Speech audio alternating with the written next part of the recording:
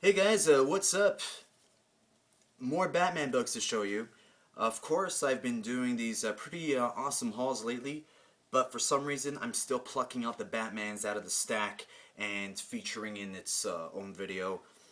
Um, Had a great conversation with our good friend Luke Batman videos reviews. Check him out on YouTube. I'll put down the link below because he also linked me. Very nice guy. Didn't have to do that, but said some nice words. Very flattered, and I love it. I love seeing the Bat Family comic book community come together and taking on these awesome tasks of completing this glorious Batman run. I know Luke is hitting the detectives hard. I'm very intimidated with that run, and also I'm never really been attached to it really. Batman was the earlier books I would pick up, and I would also read Legends of the Dark Knight. And Detective for some reason never really stuck with me. But you guys know, I love picking up the Golden Age and the Silver Age detectives. I just love those covers, mainly for Carmen Infantino.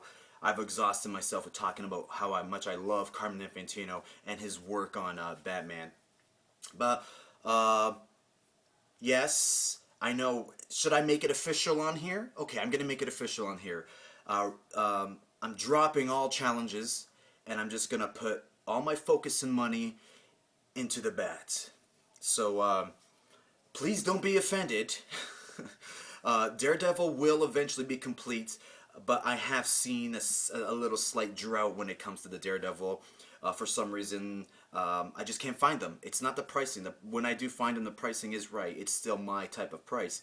It's just they're becoming like Amazing Spider-Man. You know, Amazing Spider-Man is another huge run that I collect, and I haven't really touched on it in probably 2 years. It's something about when new people, when new collectors, people discover comics and want to collect. Amazing Spider-Man seems like the first one that they chase. So that's what kind of the Daredevil was feeling right now. I just feel like it's being plucked too much, and still got a nice, healthy stack of Daredevils, but just gonna shove that aside for now. Exchanging, basically what I did is I exchanged passion for glory, Eye of the Tiger, and yeah, I gotta deal with my passion first. But without further ado, enough of this. I'm gonna show you these awesome Bat books. Man, I'm not gonna let you poison me. I threw it on the ground. You must think I'm a joke. I ain't gonna be part of your system. Man, pump that garbage in another man's veins. Okay, so I'm gonna stay with this view. Actually, the lighting is cooperating with the covers and my stubble, so I'm actually pretty cool with this. Okay, so up first we have Batman number 183. Pretty significant issue, not only for the second appearance of Poison Ivy, but also the first time the Batman 60s television show was mentioned in comics. So we have here the Adventures of Batman on this in the Batcave and the television screen. Pretty cool there. Really interesting how much the television show impacted Batman comics. I've read before, there's an old interview with Bob Kane who said that he almost canceled the Batman title, and it was the show that saved it. I kind of disagree with that because during that time, from 1960 to 1965, Batman was like the top 10 comic book. But then again, how many comic books were out there? Really? Well, no, that makes sense. But so pretty cool how most of the rogues in the Batman television show were basically relics from the 40s, and how they slowly introduced them, how much the studio had influence in bringing people, plucking these rogues out of the catalog of villains, and just bringing them up to the forefront, making them fun and interesting. A lot of guys were left out. Scarecrow was deemed too scary. Two-Face was deemed too scary. One of the favorites was Penguin. He was actually featured 26 times in the television show. Not really a favorite of mine when it comes to comic books, but we're seeing it now with the show Gotham, how Penguin is basically the lead in that television show. So pretty great book for any Bat fan. I'm just so happy to have it. Another one off the check list. Quest. Batman number 164. A lot of firsts in this one. We get to see a new version of the Batmobile. We also get to see a bat phone, and I'm not sure if this is. It's actually the bat phone that's located inside the Batmobile. It's hidden inside the dashboard, which is really pretty quirky and awesome. I just love seeing that stuff. But one thing I love about this book is that the cover is done by Bob Kane and the interiors are done by Bob Kane. Say what you will about Bob Kane, he's still Batman. You know, he's the man. So 164, actually a very hard book to find, I've heard, and I picked it up for a fantastic price. Paid $10 for it, even though it's pretty damaged. But I'm not going to be really picky when it comes to quality of these books. I just want to get as much. I just want to get my hands on all as much as I can. But also another thing, a little debate on the logo. Some guides say this is the first appearance of the new logo, but I know there's a Detective Comic Books out there, which is a little bit later, which states that it's the first appearance of the new look. Now, the new look, are they talking about the chess emblem logo? Because I know that this issue is the first time we get to see the yellow and black on this chest.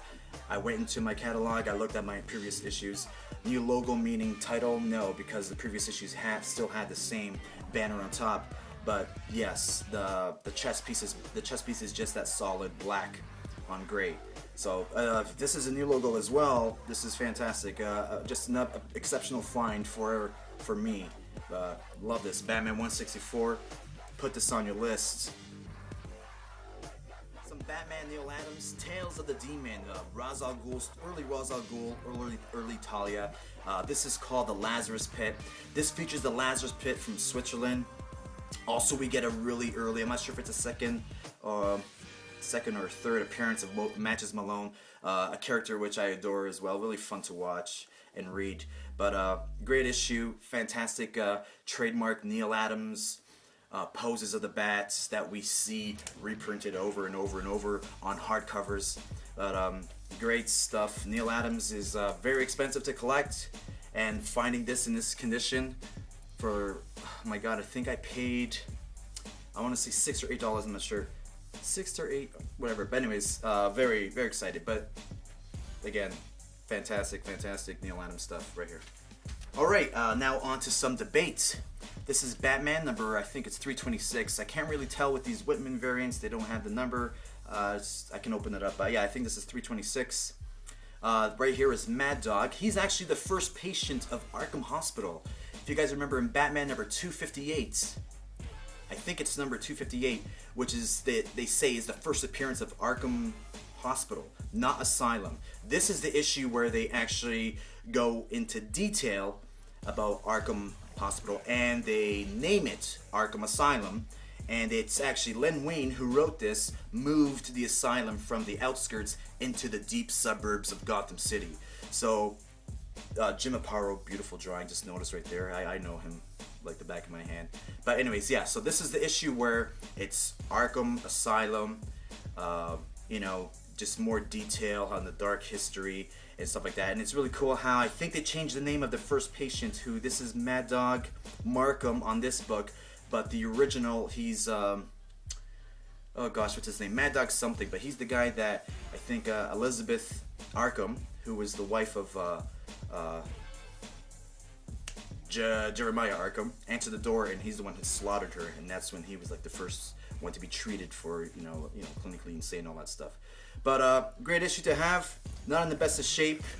Based on technicalities, I'm gonna deem this the first appearance of Arkham Asylum. Batman 421 is Starlin's story. Pretty cool. It's actually pretty, I shouldn't say pretty cool, it's actually pretty dark. Of course, this is after the year one Frank Miller stuff, darkness, darker Batman stories.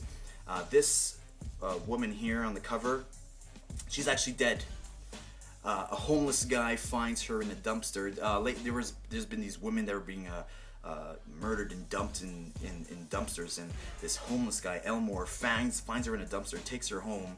Well, takes her to his underground whatever hideout, not hideout, whatever, his home. It sucks.